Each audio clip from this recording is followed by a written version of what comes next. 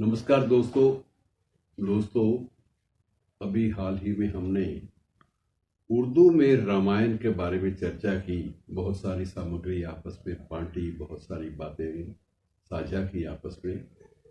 और अब जब सारी सामग्री हम दे चुके तो बाद में एक पूर्व वरिष्ठ पुलिस अधिकारी, मेरे मित्र डॉक्टर राजवीर देसवाल, उनका संदेश आया, भाई ये जिनकी चर्चा आपने की है जीवन चरित्र, उनके बारे में अलग से बात की जाए। ये उर्दू रामायण हमारे सामने हमारे परिवेश को दी, जो पहली बार लाहौर में छपी। कल सारी बातें हम बीते वक्त में कर चुके हैं। और उन्हीं बर्मन साहब ने, उन्हीं श्रीमान जी ने अपनी जिंदगी में कुल 79 साल वो जिए। 1860 में वो जन्मे थे और 1939 में उन्होंने आखिरी सांस ली। इस अवधि में उस शख्स ने कितना ज्यादा विशाल लेखन किया, इसका अनुमान भी लगाना आसान नहीं है। मित्रों, 3000 पुस्तकें, 3000 पुस्तकें कोई भी व्यक्ति अपनी कलम से, क्योंकि तब कंप्यूटर तो थे नहीं, कलम से ही लिखना होता था। 3000 पुस्तकें पहले अपनी कलम से लिखी, बाद में वो मुद्रित भी बहुत सारी हुई। उनमें से कई पांडुलिपियां जो हैं वो सुरक्षित पड़ी हैं। लेकिन 3000 का आंकड़ा मित्रों ऐसा है कि जो भीतरी दौर में हलचल मचाता है कि ये कैसे मुमकिन था।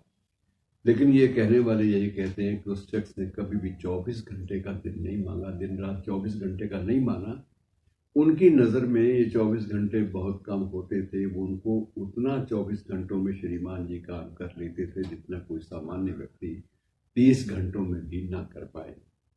उन्होंने सप्ताह में कभी 7 दिन नहीं गिने थे, वो 8 या 9 दिन गिनते थे, कितने कम से कम होने चाहिए। क्योंकि जब काम करना है और किसी काम को परिणति तक ले जाना है, चरम तक ले जाना है, तो काम तो बिना किसी हिसाब किताब के, बिना किसी गणित के आपको करना पड़ेगा और कोई चारा ही नहीं। और सबसे बड़ी बात यह थी मित्रों, किसके भाषाएं, कहीं भी भाषा का आपको व्याकरण गलत नहीं लगता।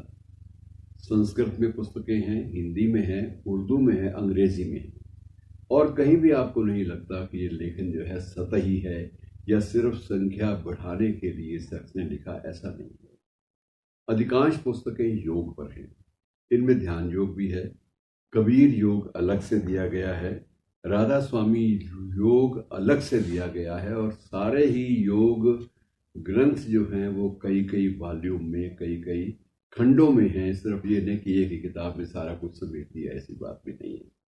और फिर उनका दायरा देखिए कि जिंदगी में 2 पत्रिकाओं में काम किया। दोनों पत्रिकाएं उनके वो संस्थापक संपादक भी माने जाते थे, और एक पत्रिका तो बहुत ज़्यादा उनकी चर्चा में भी आई, और एक सत्य के नाम से इनकी जो कृति थी वो, और आर्य जगत, दोनों ही चर्चा में रही, दोनों पत्रिकाएं। और खूब उनकी मांग जो थी वो इतनी बड़ी, और इनकी संख्याओं को देखते हुए, कृतियों की संख्याओं को देखते हुए आलोचकों ने, उस वक्त के आलोचकों ने इन्हें महर्षि वेद व्यास द्वितीय कहना आरंभ कर दिया था कि ये उसी परंपरा से हैं, वेद व्यास की परंपरा से। कोई भी व्यक्ति इतना ज़्यादा नहीं लिख सकता विस्तार से।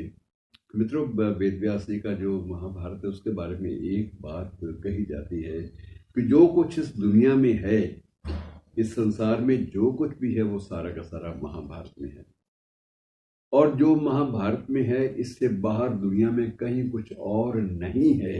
ये टिप्पणी भी उनके बारे में की जाती है। और कुछ वैसी ही टिप्पणी इन श्रीमान जी के शिवव्रत लाल वर्मन के बारे में है कि इन्होंने भी जो किया वो अद्भुत था। और ऐसी शख्सियत को याद करना बहुत ही ज़रूरी है हमारे लिए कि जो रियल ऊर्जा है, एनर्जी है, वो ऐसे लोगों से मिलती है। शुक्रिया।